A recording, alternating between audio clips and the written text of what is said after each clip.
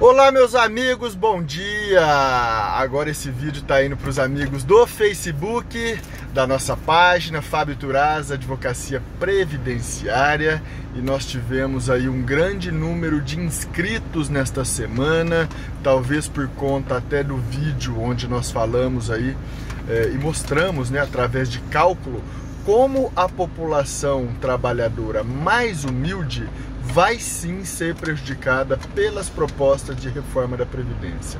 Veja bem, eu quero deixar claro mais uma vez para vocês que o meu posicionamento ele não é político, né? Muito pelo contrário, eu torço para que o nosso país realmente seja um país próspero, um país produtivo, onde nós tenhamos grandes oportunidades. Claro, eu sou um cidadão brasileiro, o Bernardinho também, meu filho também pensa nisso, e nós pensamos nisso, né? Mas alguns aspectos da proposta da reforma da Previdência é que a gente não concorda, né? Nós discordamos de alguns pontos. Por quê? Se a reforma fosse apenas para cortar os privilégios, eu talvez seria um dos primeiros a levantar essa bandeira e ir às ruas pedindo a reforma da Previdência.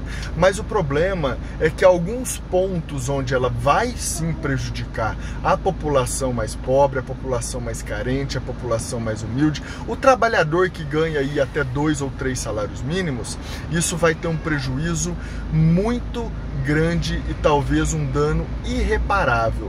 Por quê? Pensa comigo, né? Eles falam, o governo, eu falo governo, mas quem apoia a proposta de reforma da Previdência, isso não é nenhum problema. Nós vivemos num país democrático onde o debate ele tem que ser legítimo e eu acho que tem que ser respeitado qualquer das duas opiniões, entendeu? O debate ele pode ser contestado, você pode não concordar com a minha posição, eu de repente talvez não concorde com a sua, mas nós temos que nos respeitar. É isso que está faltando no Brasil, o respeito com a opinião alheia. Hoje tudo virou direita e esquerda, não tem isso, né? Nós temos que pensar nas ideias, é sempre as ideias que têm que ser avaliadas. E as ideias às vezes são boas e às vezes não são tão boas, e é isso que nós precisamos discutir. Então, você pode não concordar com a minha opinião, mas você não precisa me desqualificar, né? Da mesma forma como eu te respeito, eu gostaria também de ser respeitado nas minhas posições e nas minhas convicções. Mas enfim, não é esse o objetivo do vídeo. Muito pelo contrário, o vídeo é motivo de alegria em razão da grande quantidade de mensagens de apoio que eu tenho recebido e do grande compartilhamento que vocês fizeram com todos esses vídeos que nós pusemos nos últimos dias. Mas enfim, e mais uma vez, eu quero trazer um outro cálculo para que você, trabalhador brasileiro, pense se a reforma vai ou não te prejudicar. Vamos utilizar um exemplo, porque no exemplo anterior que eu utilizei, eu falei que o segurado contribuiu com 20 anos. Não significa que ele trabalhou só 20 anos, não. Ele trabalhou a vida toda, porque a população mais pobre, ela não tem o privilégio de ficar sem trabalhar. Quando ele não trabalha, é por falta de oportunidade, por falta de emprego, né? Que o nosso desemprego supera os 13 milhões de desempregados hoje no país, né? Então, a população mais pobre, quando não contribui, é porque trabalhou sem registro, sem anotação do vínculo de emprego na carteira de trabalho.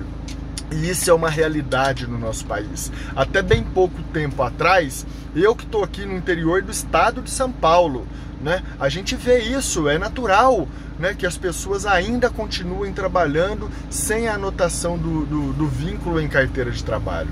Então é uma realidade que esse segurado ele não tem culpa nenhuma. Ele trabalhou a vida inteira, porque ele trabalha para poder comer, ele trabalha para poder criar os filhos, enfim.